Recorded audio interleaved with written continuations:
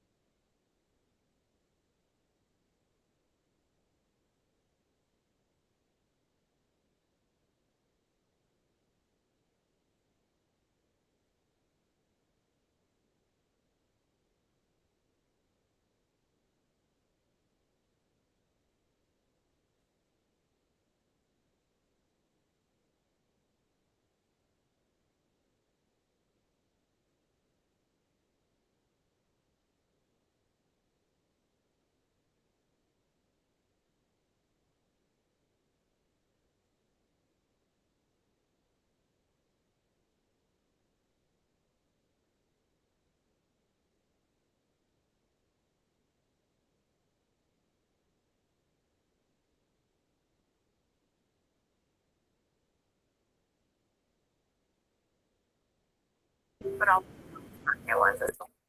Well, as we get in,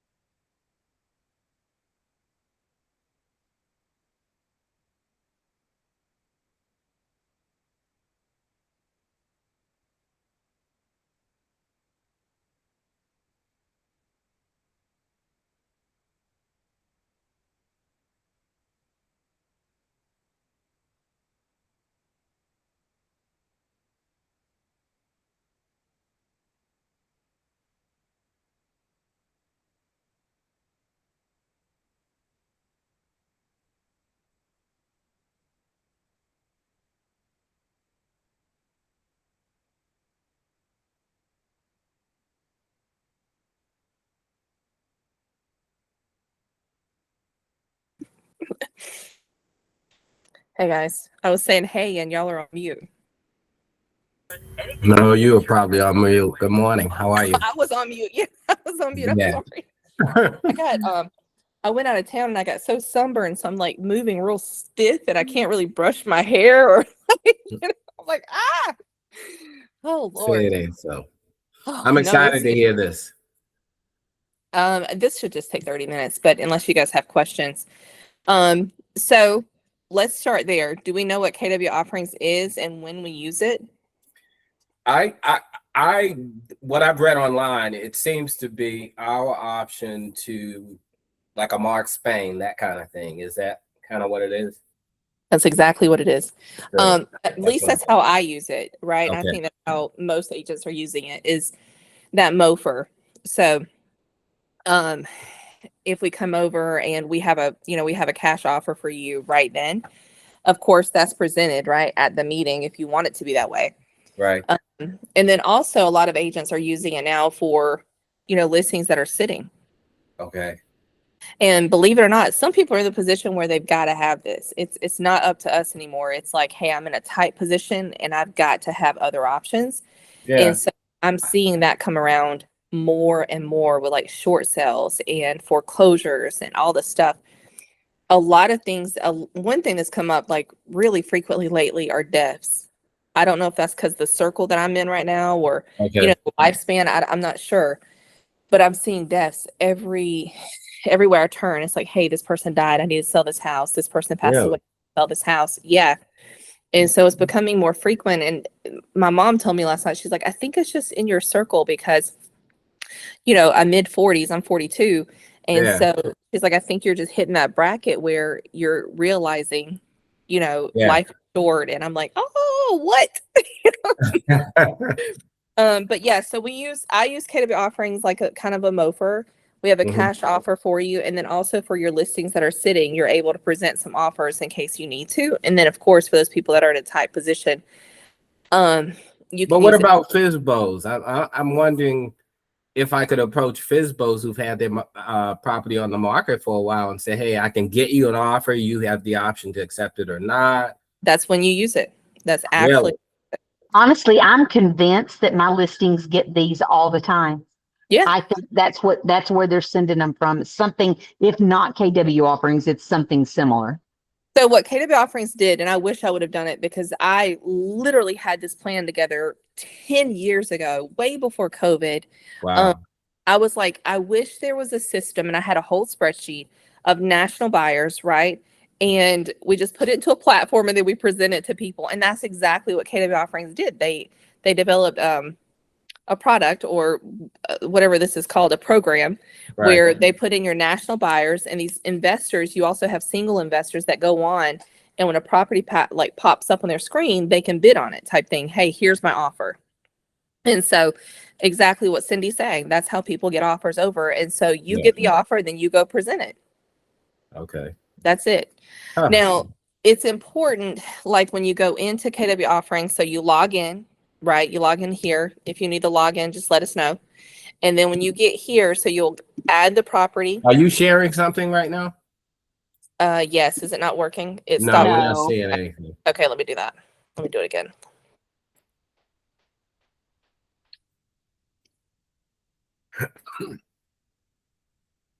Okay. All right. So when you go to KW offerings, so you guys all know kwofferings.com, very simple, right? I don't really use the mobile app. You guys can. I don't know what that's like. I always use it from here. I just Right. log in. You guys can, the login is on the drive and we can email it out to you. Okay. You go to add property. You put in the address. I'm going to put in an address. Hold on. You fill this out. This is important. It needs to be accurate. And then also none of this really matters. You don't have to put in the email or the phone number. Mhm. If they're buying a house next or if they're not. So we don't put in our email and phone number because we're already logged. I don't put anything there. Okay. Yeah. Basic property info. So like on this one, they added a bathroom. So I need to change that. And this is me, by the way. This is, I have a flip going on. Yeah. It is turnkey now. Okay. So I fill all this out, making sure it's right. That's really important. Now, if you know your value is here or whatever your value is, you need to have an idea of what the value is. Mm-hmm. You add it there. This is not always right where it says AVM. Okay. Now this part does matter because they want to know where you're at in the stage, because some people won't give you an offer if it's listed, right? So if you're using it to prospect, I don't have the listing, but I'm working with the seller. So you're working with the seller, but you have not listed the property. That's important. I usually choose this one just to have my options open. When you create the property, you'll see kind of all the offers start to pop up. Okay. Really? Yeah. Now, each offer is going to have parameters. So it's important that if you see an offer that you like, that you read everything about it. And then if you have questions, you either call me or you call KW Offerings to ask. I will say that Annette, who runs KW Offerings, is a little overwhelmed sometimes. So it takes her a good hour to get back to you, but they'll get right back to you. Okay. I'm waiting on them to get the offers. I want to explain. There's like a key code on this side that I always look at. Your purple right here, when you have that little wrench type thing, that's if someone wants to go in. Do you guys remember Curbio? No. Okay, so Curbio is a platform. They're coming in a couple of weeks to speak to us, and they will come in and remodel a house for you, and then you can put it on the market. Now it costs a lot. They're not cheap. So Okay. let's say you have a seller and they have 15 dogs in the house and they need the carpet changed, because believe me, that house is going to smell. But they Right. don't have the money to do it. Curbio will come in and they'll change the carpet out. They're going to lien that property. But they'll change the carpet out and they'll put whatever in. And then once you sell it, then you have to pay them back at closing. Gotcha. Well, these are options very, very similar. So fix and list, upgrade and sell. So if you notice, they're giving you an offer amount here, but then there's buyer fees. Okay. Okay. And then there's a net offer. Now, all of these numbers are preliminary because they're going to want to walk these properties. They're not just saying, I'm going to write you a check. They're going to want to come in. They're going to want to see it. Usually super simple, 10 minutes, they walk the property. Numbers either change or they don't, just like, in a normal sale. Okay. Home Light will allow you to remove a contingency. So if your seller is contingent, they're buying another property, then they will come in and give you so much money up front for your property so that they can go buy another property. Sometimes it works and sometimes it doesn't, but it's worth looking into if you have someone that kind of needs that bridge program. Mm-hmm. I was like, that sounds like a bridge loan. It's very similar. It's very, very, very similar. Premier offer is straight cash, right? So they're going to make you an offer and you can appeal these offers. So if I click on Premier offer, this is all cash. So you see this little green thing over here. Those are normally your all cash offers, and Premier offer right now is they're buying a lot of properties for whatever reason. Mm-hmm. Total cash offer 234. Your net to you is 234. Okay. So now you can counter these offers, right? So you can go in, you can play with it. You can say, hey, my seller wants to counter. You're off in 234, but they'll take 245 or they'll take 250 or whatever it is. Right. You can counter the offer. When you finalize the offer, guys, that does not mean that you're under contract. That just means, hey, Premier offer, we're ready to move to the next step with you guys. Okay. Then they'll shoot you an email back saying, hey, here's our next step. Here's your timeline. Here's your guide. After you kind of go over that paperwork, they're going to send you a contract back, or you send it to them, whatever you guys decide, and you move forward. Okay. They're very, very easy to work with, but they are going to walk the property. Not all of your offers will walk. I always tell everyone they're going to want to walk just in case they do, but just know that not all of them will walk it. Okay. So when you go back, you can kind of see it kind of grew, right? I've got more offers. Again, your purple is going to be like your repair and list. Your green is kind of removing your contingencies somewhat. Homeward is going to give you a portion up front. And then, so first closing, they're saying you're going to receive 211. Mm-hmm. Then they're going to put it on the market, normally with you as the listing agent. And then they're going to wait till it sells and the seller will receive a second part. Okay. Now, it doesn't matter if they sell this house for $400,000. This is what the seller's receiving. Okay. Cash to. Have you used many of these? Yeah, I've used a lot of almost. I have not used Fix and List. I've used Zoom Casa. They're also cash buyers, but they didn't make an offer on this one yet. I've used Zoom Casa. I've used Homelight. I've used Homeward. Oh, there they are. We find out details on each of those, like you're telling us right now, in case I don't remember, and I am making notes. If I just click on those, or is there a place? Just click. That's exactly what you're just clicking on them like that. Okay. And then you scroll down and it goes over everything, right? Yeah. So you can download the homeward offer estimate for full details. And if Okay. you still don't understand it, because I still have to call these people all the time, I will call them and I will review it. Hey, explain this to me and talk to me like I'm two, not even like I'm five. Yeah. Oh, gotcha. Um, Gotcha. So I do that. Okay. Usually when we go on a listing appointment, we take this with us just so that they can see. Gotcha. And here's why. One of the reasons why. We take it with us now because sometimes sellers are not being realistic with the numbers. Right. So although it's flipping to or slipped to a buyer's market, sellers still believe a little bit, they're still believing that they are still in control. When in fact the buyers are running the market right now. We know that. So Yeah. well, the buyers that are out there, right? So I take this just to kind of give them an insight, because the first thing they're like, well, I want a cash offer, or this, or Mark Spain is offering this, or this wholesaler offered this, and you have to be able to explain those things now. New Western is a big buyer. We all know New Western. They're wholesalers, so they have cash buyers in their end, so they're always going to offer less because they got to make money in the, on top of it. Premier Offer, again, is an investor. The sell and lease back, I've never messed with these people, so I'm not really sure. I know that they offer you money up front and then money at the closing, and then you can lease it back from them. Now, do they do all over? What are they limited to any areas? Nope, no. Like, you mean in Georgia or the U.S.? Because these are Actually, U.S. the U.S. Yeah, they're pretty much nationwide buyers. Okay. Mm-hmm. Oh, U.S. And What about land? I'm sorry to cut you off. What about land? If I don't have a property, but I have land, I have a lot of land I want to sell. I haven't seen a lot of investors buy land from here. Okay. I believe your land investors are going to be different names. So when you put it in, they're either going to make an offer or they're not. And if they don't, you'll see it. Hey, we're not going to make an offer on this. And I see that a lot with townhomes. Oh, okay. So there's no loss. You can just try it or not. Yeah, sure. Okay. Yep.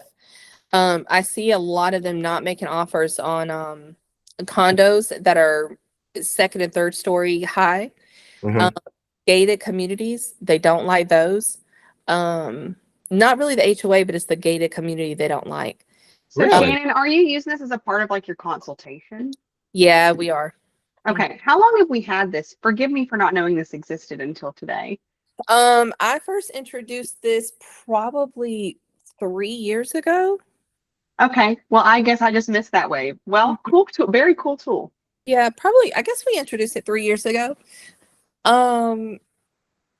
It was right after.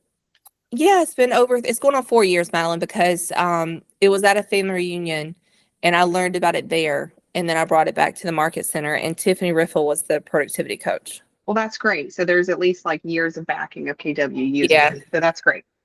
Yeah, I mean, the offers are not great, so not always great, but they're in line with what you're going to see as far as a cash offer from an investor, Yeah, and at least you can show it to a potential client that might list, hey, this is what, this is realistically where the market is. I like that idea. Absolutely. And then also remember that Open Doors, they're back in the market buying too. Not all over. They've kind of cut their areas a little bit, but they're still buying. So keep that in mind when you're going on your listing appointments too. But we are using that a part of our consultation, Madeline. And so Open Door, let me just shoot in on that. At the end of every cloud CMA, it gives you an opportunity to put that in and request for Open Door. I was working with a girl the other day who came in brand new, like 18 years old, and she came in toting her phone and telling the client that my client that she could take pictures and send it in, and they would come back with an offer and within like 48 hours or something like that. And I watched her do it, and then I downloaded the app. And I mean, it's legit. Like you have to take pictures of all the rooms and things like that. I haven't done one, but I've got one that I do want to use. But that's at the end of every cloud CMA. When you do the CMA, all the information's there, and it transfers to Open Door. Can you guys briefly take a step back? So Open Door is doing what? Because that's not what I understood Open Door for. So maybe I misunderstood. So Open Door is a platform that is a brokerage, right? And so they list homes, they do those things. But if you notice, they have a MOFR that says they'll buy your house. They Right. bought big time. They were huge competitors during COVID. Zillow and Open Door. If you could get around them, Lord, you had to run. They just have a massive amount of money with these. They've got a group of investors. Those are called hedge funds, and they just buy properties. And so you also can reach out to Open Door and offer your property for them to purchase it as a buyer. So same concept, but it's extremely important right now that we stay ahead of everybody else. Just like these people out here wholesaling, and Yeah. so when you're going on your consultations, this is always in the back of your sellers' minds, because they probably received a golden letter from a wholesaler or somebody trying to buy their property. And if we're not at least discussing it and we're acting fear, we're not in front of the problem. Okay, but we have Can no I- relationship with them. No. We don't have. Okay. They would just be a buyer. Okay, just like a Mark Spain or whoever to us. Yeah. Can Okay. I interject for a question? So at what point would this be used if we are under an agreement with the client? Is this something solely used from, just customer consultation basis, or is this something that we use for our sellers if they want to get into one of these programs, and then are we still representing them at that point? Yeah, you are, absolutely. So let me show you. I'm going to share my screen again. Yeah, and their shit, they pay full commission, whatever your agreement says. They pay that commission, and then like right now, they're even offering $1,000 bonus. So it's weird. Yeah, Open Door is doing a lot right now. If we go, I'm sorry, let me go back to properties. So I'm in KW Offerings, Madeline, right? And let's say this property right here, we're going to list this property, okay? So we're going to list it. So we've already got the listing agreement, and let's say it's sitting, right? And right now it is sitting, actually. I'm going to go back to the seller, which in this case is me, excuse me, but I'm going to present them with whichever platform or offer I think makes sense to them, right? So if I know that this house is already remodeled, I'm probably not going to present a fix and list that doesn't make sense. And then let's say that they're not purchasing a property after they sell this one. For me, this is an investment, so I won't be purchasing. So I know a contingency doesn't make sense to them either, right? So I'm moving on. A sell and lease back, they already have a property, so they don't need a lease back. So I'm all cash at that point. So I'm probably looking at all cash, which is premier offer, and the other one, which is too low. And remember, I'm under contract. The seller's already agreed to pay me whatever. So if at this price point, the numbers don't work for the seller, when you present this, you have to keep that in mind. Hey, $243,968 is what they're saying it's worth, or at their value market.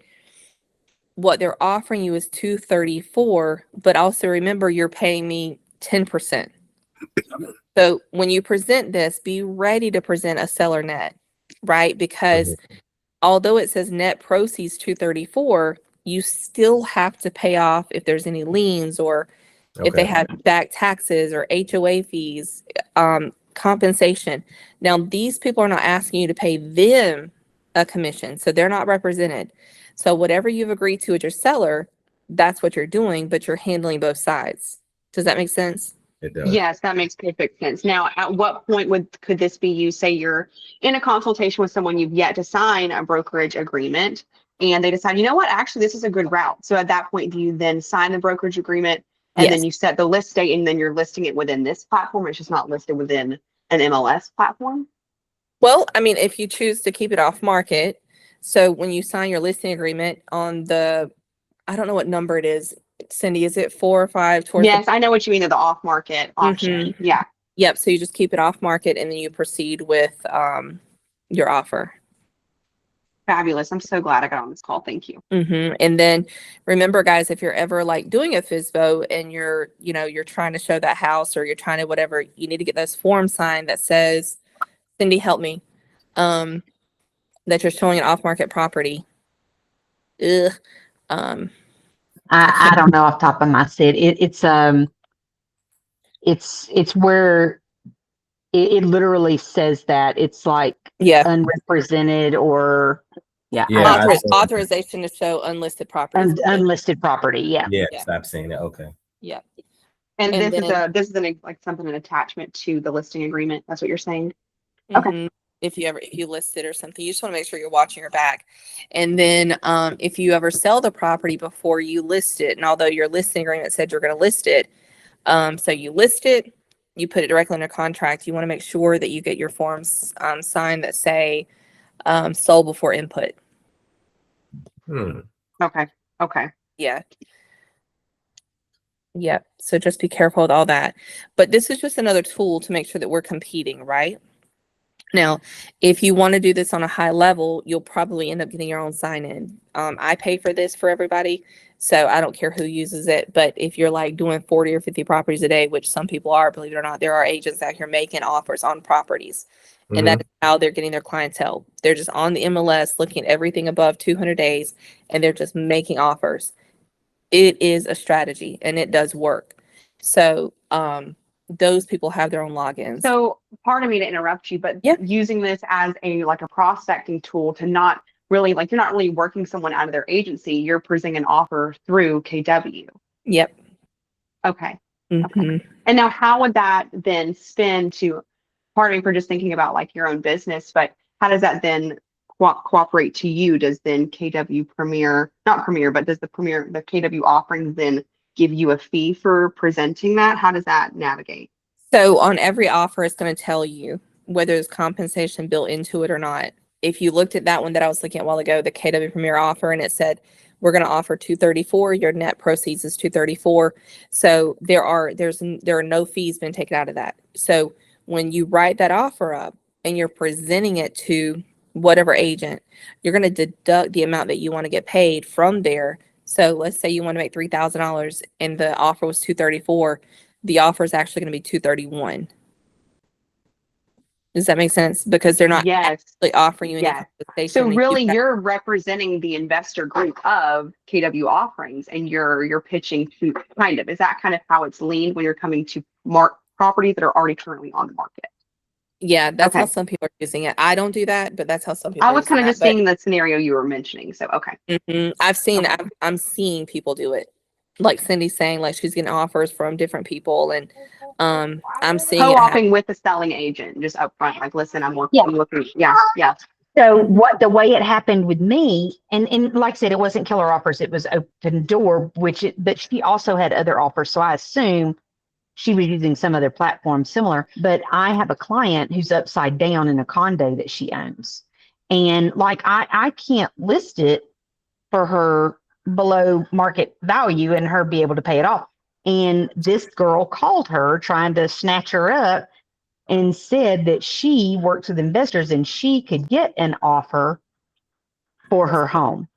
And I had not gone that route with her because I was already working with her and I didn't need to convince her to work with me, but I can't get her enough money to pay off her home and pay everything they so Cindy, you've already seen it in your work, that coming to you on the other side. Yeah. And this girl came in literally she's just a young girl. She came in and she had her little phone and she had a cloud CMA printed out, and she had a list of offers that she already had. I mean, talk about running an independent business. I mean, just finding a way of getting it done. Seriously. Okay, and I let her come in. I was there. My client called me and she says she's got an offer. I said, well, bring her on. And, I figured if it's an offer we can work with, we'll take it. But she was doing it. She was doing the work. I sent her to Shannon. I was like, get her over here. She's doing the work. She is doing the work. And guys, and you all know this about me. I know a lot of investors, a lot of wholesalers, all those things. And that is what they're doing. New Western, that's all they do. They have licensed agents that work for their brokerage. And all they do is they spend time on MLS and they go in and they find out what's on the market long. They call the agent or they just make random offers, and it works. I'm telling you that it works. I've done it. I've been in it. I've seen it. I've been around it. Now for Cindy's situation, it's going to be a little tough because she's upside down. So that's really more of a short sell. So they got to figure all that out. But no, it didn't work. Those offers But were in the sake of the person coming forward, like presenting themselves to you as working with the investors, they're not thinking about it from Cindy's perspective. They're thinking about it No. from their own side's Well, perspective. it just made me want to do that as part of my listing presentation. Like when I go in, hey, I know you want to sell. I already have these offers. Yeah. Do you want to list it, or Right, do you right, want yeah. me to go forward with these offers? I've never done that. And she was doing it like it was nothing. And I was like, girl. The flip side of this, guys, the flip side of this, and this is what I know that Ken Harper will fight me on this all day because this is not the way he believes. I've been doing this for what I'm about to tell you for about 8 years now. When you guys are doing your CMAs, when you're looking for properties now, this should be a proven point, what we're talking about, what Cindy's talking about, that you have to go in and look for off markets because not everything sells on the MLS, for the love of God. So when you're doing your CMAs and you come to me or you come to someone over here, well, I can't find it because nothing's sold. Okay, let's take a look at QPublic. Let's go to the county website and let's see what's really sold because those off markets count. Now, they may hurt you or they may help you. There's that, right? So you got to choose how you use it. But you do need to keep in mind that not everything sells on market. We got to think bigger. These people are out here working, and y'all hear me in team meetings say all the time, wholesalers are out working agent 4 to 1 because they make their calls. They send their texts. They do their emails. They're on the market looking. They're hustling. Now, the difference I believe between these agents and us is that they're not building a business. They're transactional, and they're in it for right now for the money, right? So they're not worried about repeat business, referrals. Sure. Yeah. And she was working for someone. They were sending out mailers. She was getting her phone number, and then she was following up and showing up with the offers. Yep. And I have Sorry to interrupt you. I jumped down a little late. As far as the KW offerings, where do we go? Is that through Command? Nope. So I'm going to show you. This is something that I pay for the brokerage. So you can get the login and stuff from the office. Okay. So you go to KW offerings, you're going to have a login. You log in right here. You go here. When you have a property, it's super easy. So you log in. It's going to take you here. You're going to go to add property. You literally add an address. Mm-hmm. I don't know, whatever it is. You make sure everything's right. You go through it, all the stuff. Like most of this is wrong. This is one of the properties that I have. Yeah. And then it's going to give you offers just that quick. Just look at that, just that quick. Okay. And the reason I asked, so I had one that went under contract. They terminated because the inspection had a good bit on it. I mean, it's a whole older house, about 30 years. I'd had some offers from investors in my email, of course, as soon as I hit the market. But I've circled back to one of them because we have dropped the price just to kind of see. My concern always is this a scam? That's my biggest concern. Like, is this a scam or you're a real person? And I did just actually get off the phone with someone. He's supposed to send me a new offer because that one expired, of course. And of course, it sounds good. All cash offer. And my sellers are pretty much frustrated. So they to the point they may take this offer, but I want to make sure it's legit. So when I get offers over and I want to know if they're legit, what do you guys do to prove that you're a legit business? So if someone's questioning your authentic, like you've got to go and get, I don't know, a loan or something, and they're saying, well, how do you prove that you're a legit business? What would you do? Well, I have my license. You can look me up on Greg. Physical address, Yeah. an office, yeah. But what does the state require you to do? Like if you're a legit business, running a legit business, right? The state wants you to register with them. And depending on what kind of business you have articles of incorporation or sole whatever it is, but you have some kind of paperwork. So if I were you, the first thing that I would do is look on the Georgia or whatever state they're registered in, because it doesn't have to be Georgia, but whatever state they're registered in, to see if they're legit. Then they may say, well, we're going to open a new LLC for this property. That's great. Please show me what you bought in the last 3 months, or show me your last 5 properties or whatever. But you're allowed to ask an investor for a resume. Gotcha. Mm-hmm. Okay. And then also remember proof of funds. I can sit here and make you a proof of fund right now. It is way Right. easy right now on ChatGPT. It is so easy, Right, but right. before it was harder. But you need to call and verify those proof of funds with the bank, Gotcha. and not the number on the letter. You're gonna look it up, and you're gonna call, because if you call the number on the letter, they got somebody waiting, guaranteed. Right. Yeah. I Right. also put them in forewarn. 'Cause Oh, that's I a good would- idea. Yeah, I Oh, would do okay. that with all the investors that were calling me too, because Mhm. yeah, it was crazy. Well, what if it's an LLC? How do you look that up in forewarn? I would Um, just put the phone number in. Yeah, and I would see do it. what comes Oh, up. okay. Okay. Okay. But I And think I then want to try this KW offerings. How do I get the login and email so that I could try this first to so I feel more confident? I feel like I should have it. Let me. It's on my password sheet. Hold on. Yeah. Oh, you know And what? we've had this for a while, right? Because I've heard of this before. I just never. Yeah, I brought it back from family reunion. I was telling them, I want to say it was 3 years ago. Yeah, I 'Cause remember hearing about it. yeah, I've had it for that long, and I've been using it for that long. And so um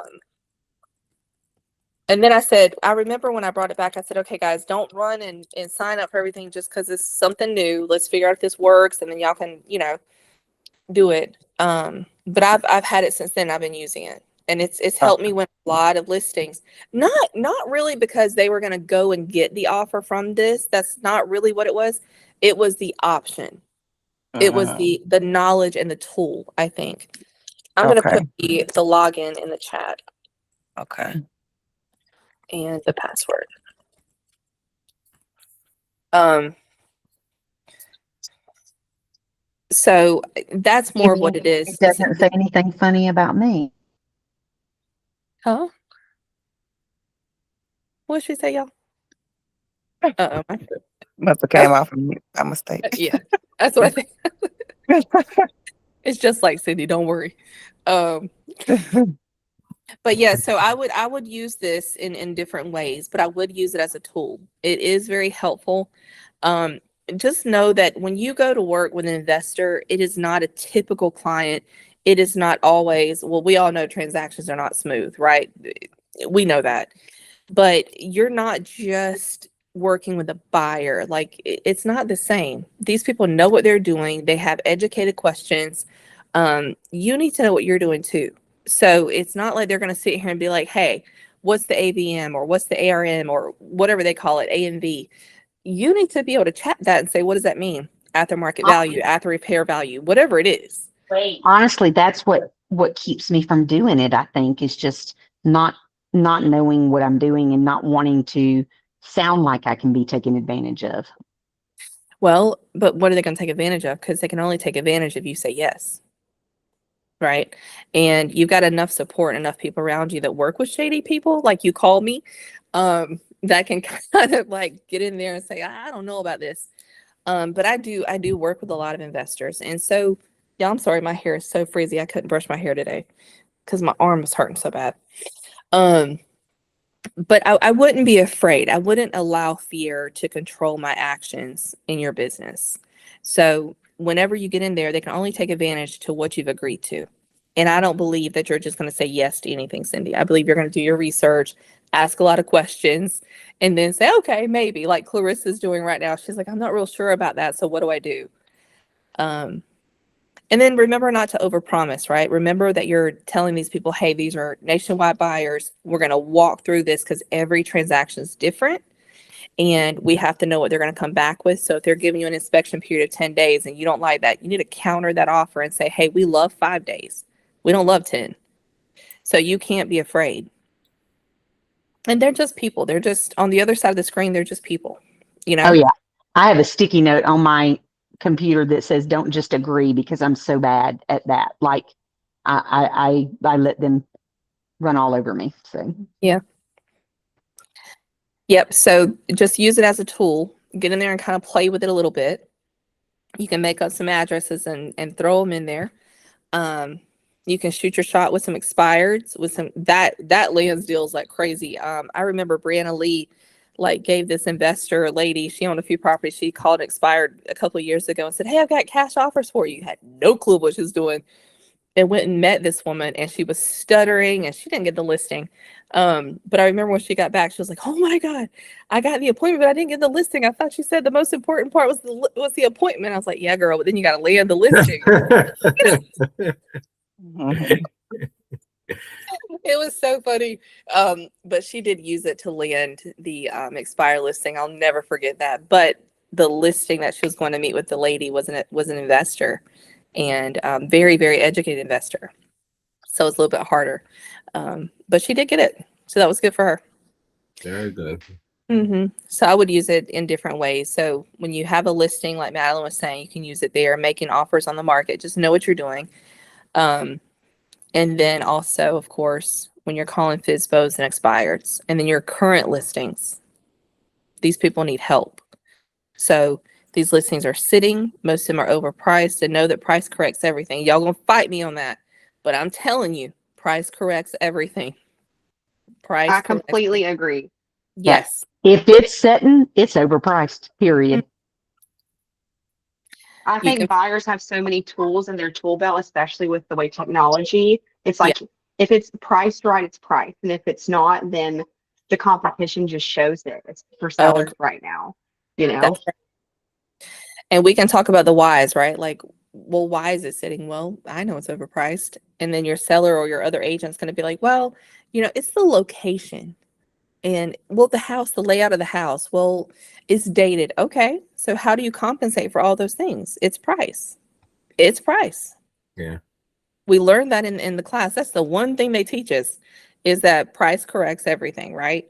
So same thing with this. And so when you go into your category offerings and you're putting in that value, you have to be honest with the value, because they're going to research the value before they purchase this property. They're not just going to say, "Oh, Shannon knows what she's doing, I'm gonna give her the $300,000 value because she said it's worth it."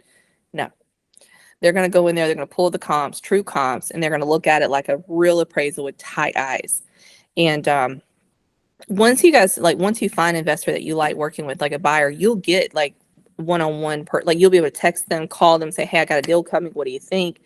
And they'll kind of like start working with you more, where they give you a little more of like a slight increase on your value to help the deal work if you need a favor. So I have seen that. I've done that. I've called in favors, say, "Hey, I need like a 3% increase. This isn't going to work." And they do step in and help. Now there's some shady investors out there, so you got to be careful.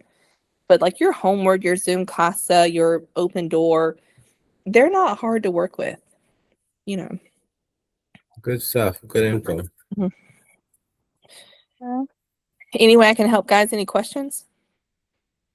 Not at this time, but I will by Friday.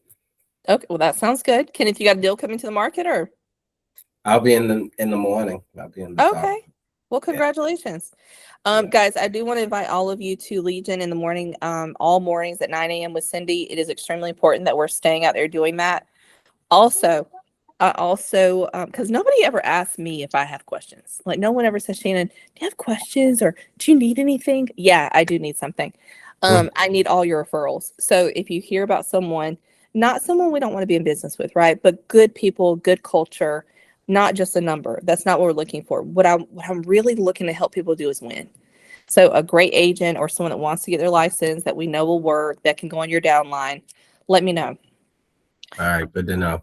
Yeah. Any other questions, guys? No, ma'am. Thank you. Thank you. All right, I'm out. Bye, guys. All right, bye. Thank you for All right, showing up. thank you. Yep.